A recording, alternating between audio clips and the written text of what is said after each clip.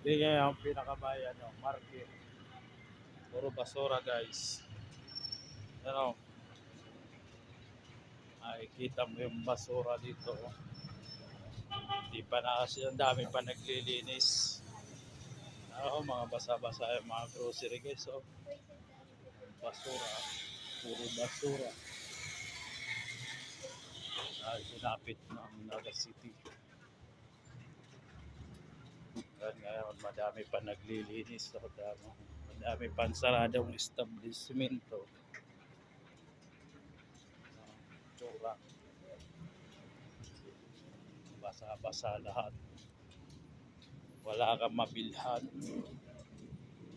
Kaya mga itsura ng market ngayon dito sa amin. Naga City.